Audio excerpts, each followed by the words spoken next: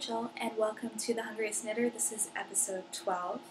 If you're a new viewer, thank you so much for stopping by, and if you're returning, thank you so much for coming back. I'm so happy to spend a little bit of time with you today. It's Sunday. I never record on weekends, so this is different. It's kind of nice. It feels a little more relaxed. So let's dive in.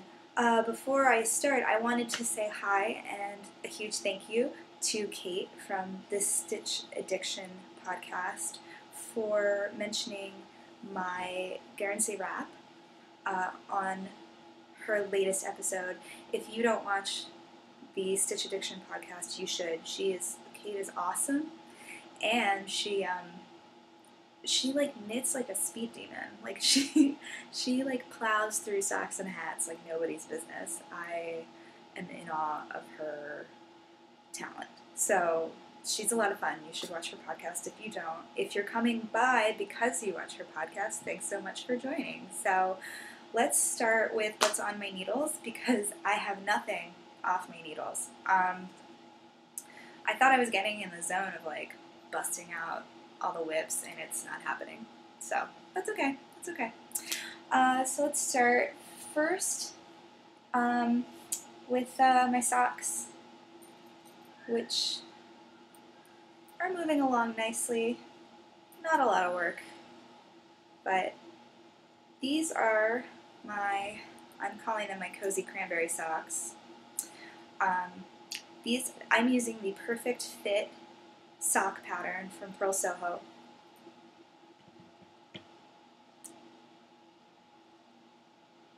And this is Wandering Wool in her merino cashmere nylon sock base in the color Cranberry Bog.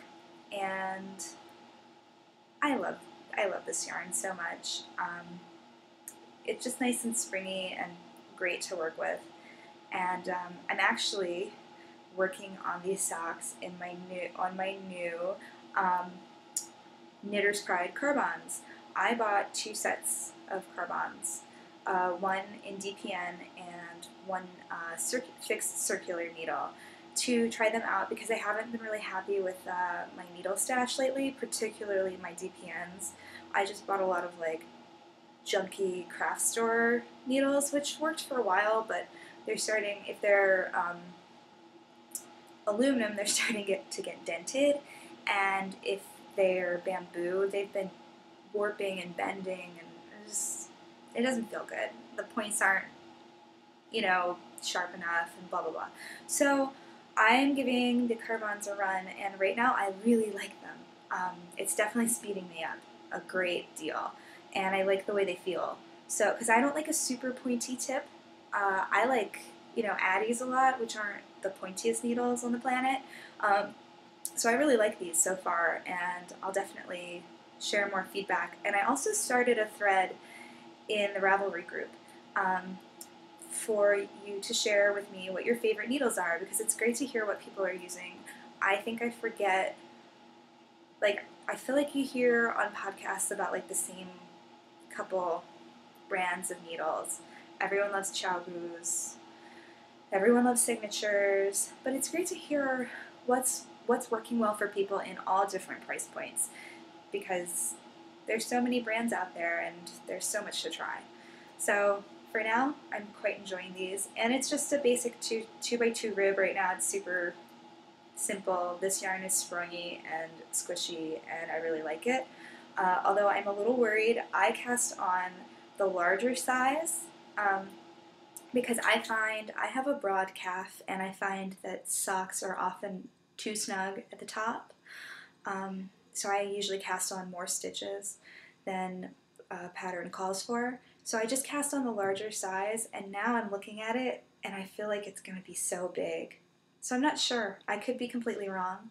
But I'm just going to knit this down to the heel, and then I'll try it on. And if I don't like it, I'll rip it.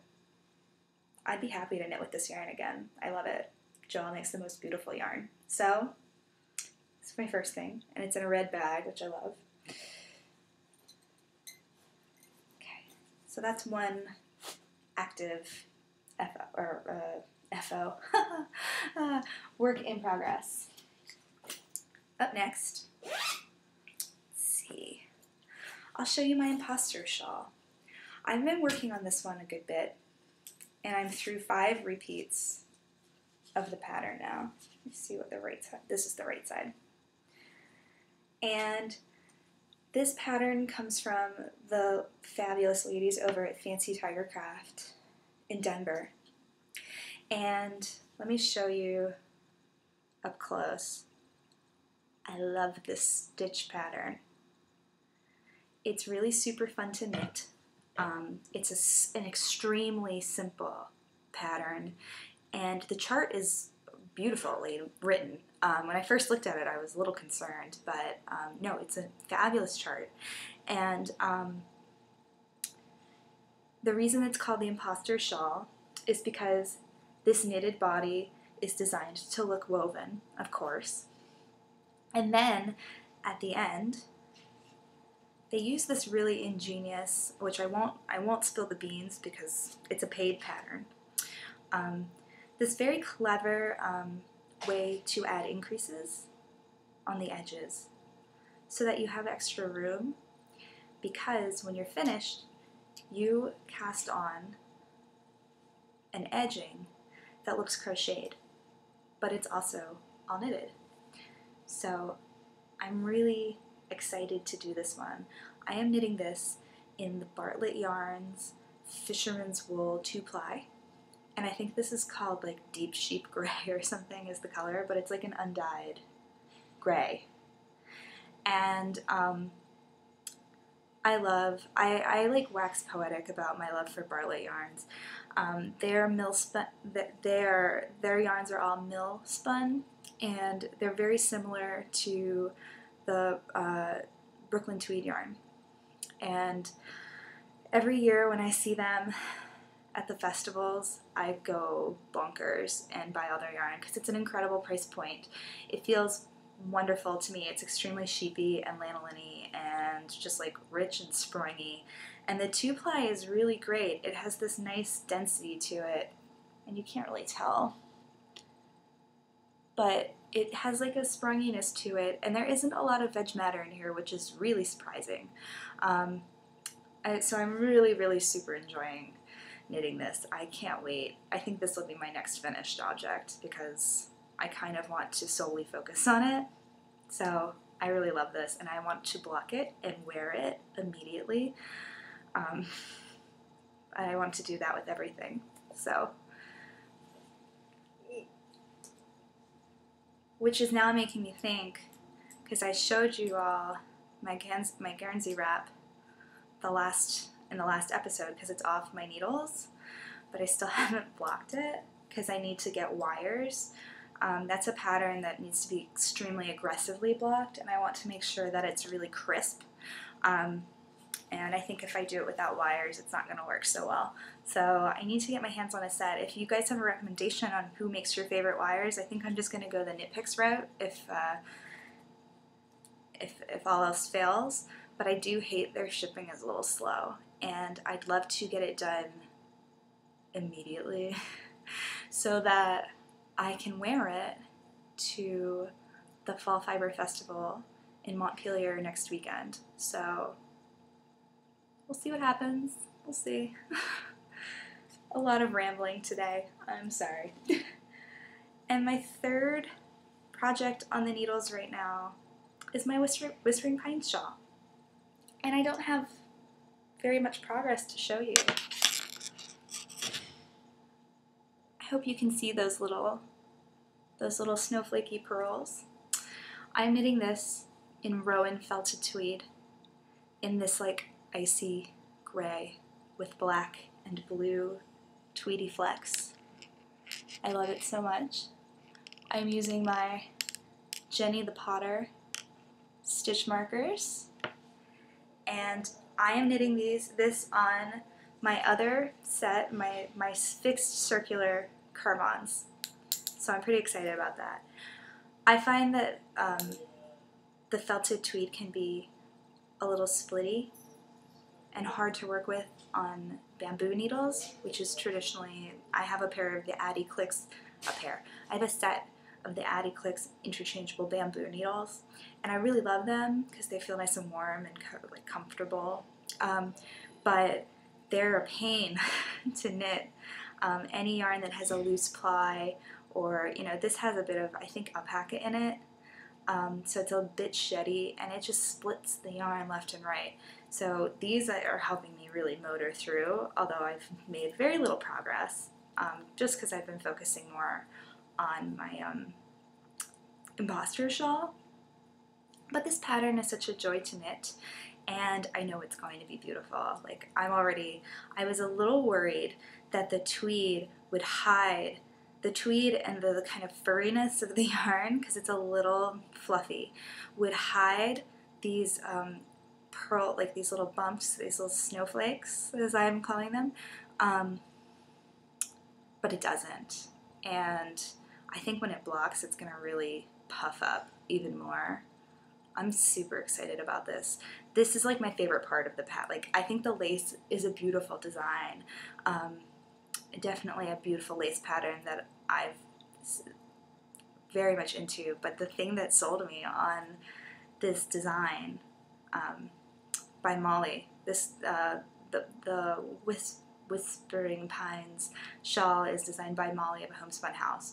And the thing that I love most about it is this body. I just think it's so clever and simple and subtle, but really lovely. And I'm a person who loves to knit texture. So in case you haven't noticed by all the things I'm knitting right now and all the things I've knit in the past. So I'm just so excited about this. I think it's going to be gorgeous, and I'm very excited about this color. I love a good gray. So those are my 3 on the needles, actively knitted patterns right now.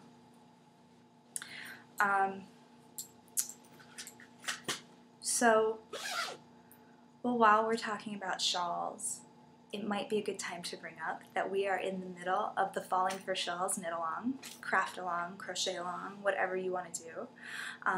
It runs now through November 1st, and if you want to share photos on Instagram, or if you want to tag your projects on Ravelry, you can use the hashtag Falling for Shawls KAL, so I can find it. I hope you'll join us in the Ravelry group for the chatter thread, and then there's a separate thread to share your FOs. And today I get to announce 2 prizes for the knit-along, so that's awesome. The first prize is very generously provided by Kristen of Skein Yarn and the Skein Yarn podcast, which you should be watching. And if you haven't seen her yarns, she makes the most luscious, vibrant colorways. They're beautiful. And she is offering so generously a single skein of yarn to our winner's choice of the base and colorway from her incredible array of yarns. So she will dye this for you, and that yarn, that prize will go to a person from the will go to someone who's completed their shawl and posted it in the FOs thread. So once the knit-along is over, I will do a random number generator on the FOs thread, and please just post 1 single post with your photo per shawl. If you knit 7 shawls, they're incredible, and just do a single post for each one. And whoever wins number generator in that thread will get a beautiful skein of yarn from Kristen of Skein Yarn. So thank you so much to Kristen. And there are going to be 2 other prizes that will go to people who are using the chatter thread, because I like to reward people just for getting involved and having fun and having community with each other. So I'm going to announce one of those prizes today. And what I will do is just random number generator on the chatter threads to draw the prizes for the 2 prizes for that group. And the first prize is from my favorite, one of my favorites, everyone's my favorite, Neighborhood Fiber Company. This is the Studio Sock Base, which is 100% superwash merino, 400 yards, so a generous enough skein that you could maybe knit a shawl in it. And this is the Rock Creek Park colorway, which is this rich, I'm going to have to post a photo on the threads because it's just not doing justice to the color. It's this rich emerald green. It's like a tonal variegated yarn with this beautiful emerald and rich forest green, and it almost has some little tinges of like a little bit of blue, but not really. It's mostly green. And I love this yarn.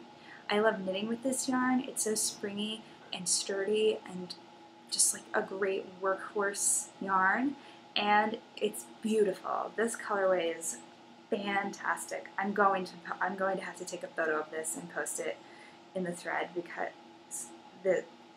you aren't seeing the beauty of this yarn.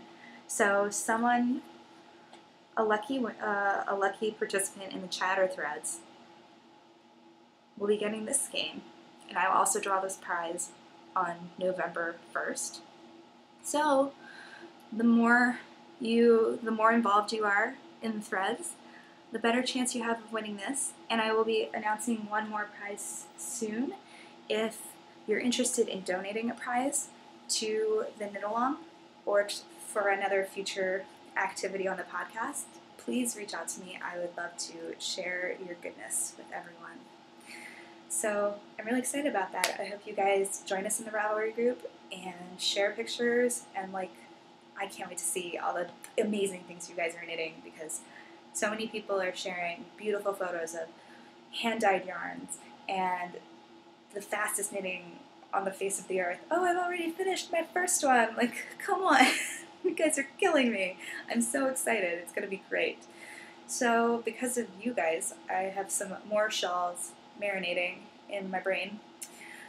The first one I've been thinking about is the Campside, am I calling that the right name? The Campside Shawl by Alicia Plummer that appears on the Pom Pom Quarterly blog, which means it's a free pattern and it's beautiful. I believe Curious Rooster from the Ravelry group on Ravelry shared this pattern in the thread, and I immediately queued it because I love it. It's like an enormous, it makes me think of like Jane Austen, like wearing like an enormous shawl.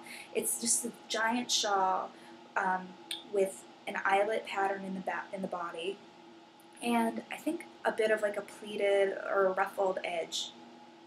I love it so much. It's enormous. I've been wanting to knit a giant shawl for a long time. It takes like 800 yards of yarn, so I'm probably going to need to get something new.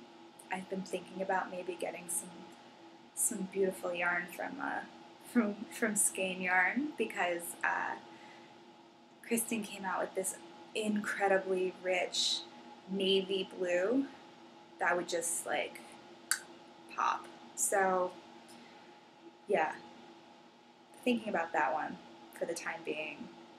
I'm going to try and not cast on too much at once, lest I fall off the wagon and not finish anything. But that's one that's been marinating. And the second one that's been marinating in my head is the Color Affection Shawl by Vera Malamaki. I've talked about this shawl before. I already have the yarn for it, which is yarn from my favorite Neighborhood Fiber Company. And these are 3 skeins of rustic fingering, which is 100% superwash merino, and it's a single, and it's really shiny. It almost looks like there's silk in here, the way she spun it. It's super shiny and gorgeous. And This is 475 yards in each skein. And so I have a skein of Patterson Park, which is a kind of rich taupey brown. I have a skein of Federal Hill, which is a sort of icy beige gray.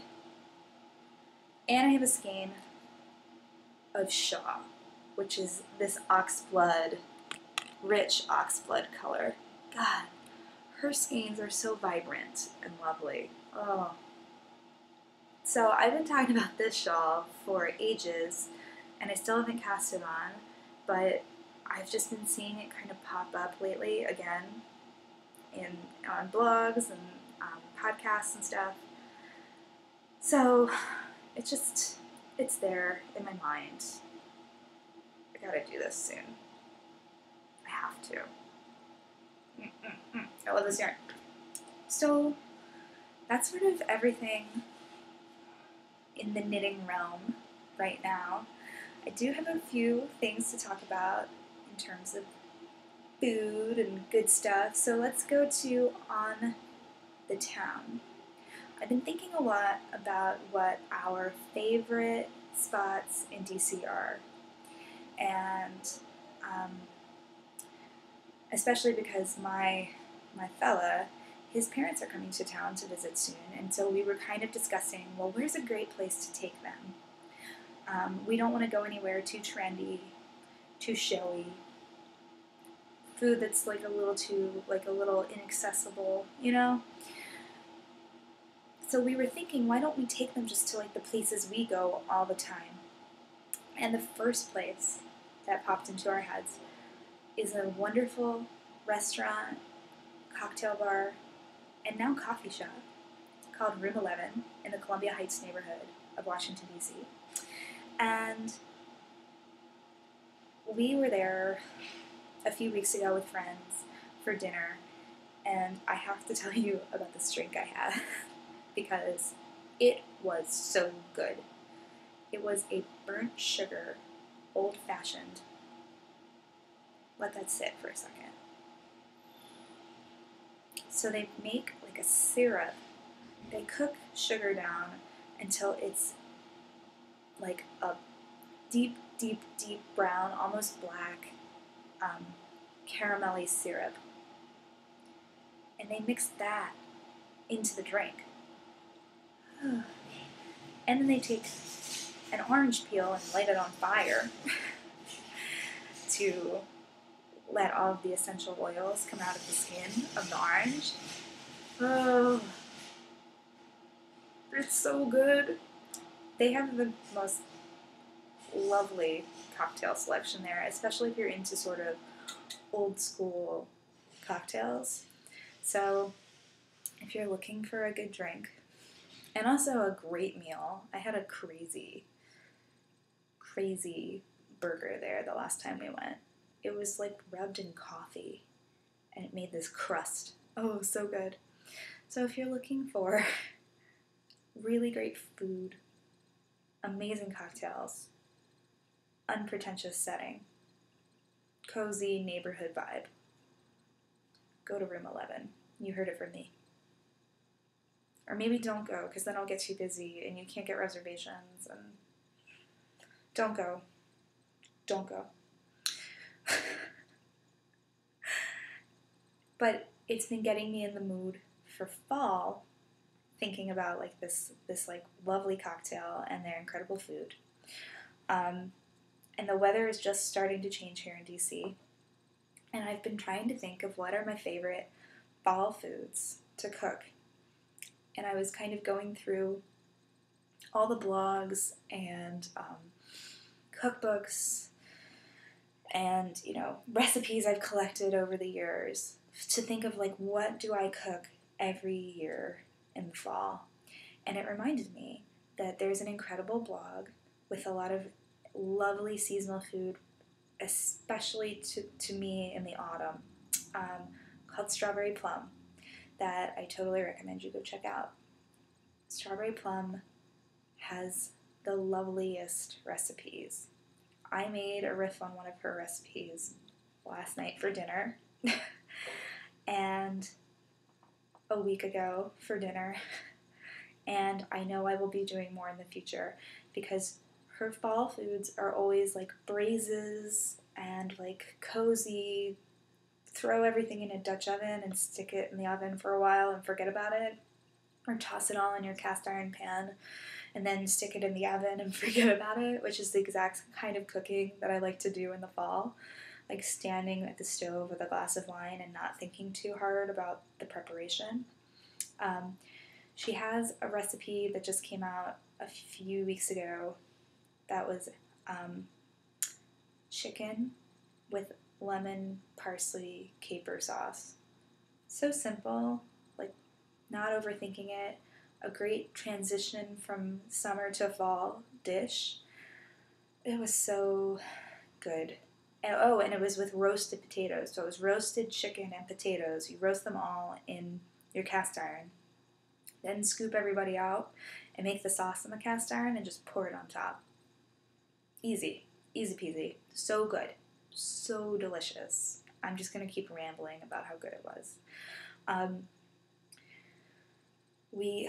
Last year I made an incredible pork shoulder that was braised in apple cider, and you serve it with pickled apples and red onions. Does that not sound like just the most autumnal dish on the planet? I remember making it last year and my whole house smelled amazing. And it's kind of one of those Sunday dinners, so you've got some time to kill and you're just going to be puttering around the house all day. Dinners, because you've got to kind of stick around and check on it and check the level of the liquid in the pot. But that's it. It's so simple. Her recipes are seasonal. They're full of fresh flavors. They are made with whole ingredients every time. They will impress people when they come over for dinner, but they aren't a lot of work. I love her blog and her recipes. So if you're feeling autumnal, you can search her recipes by season.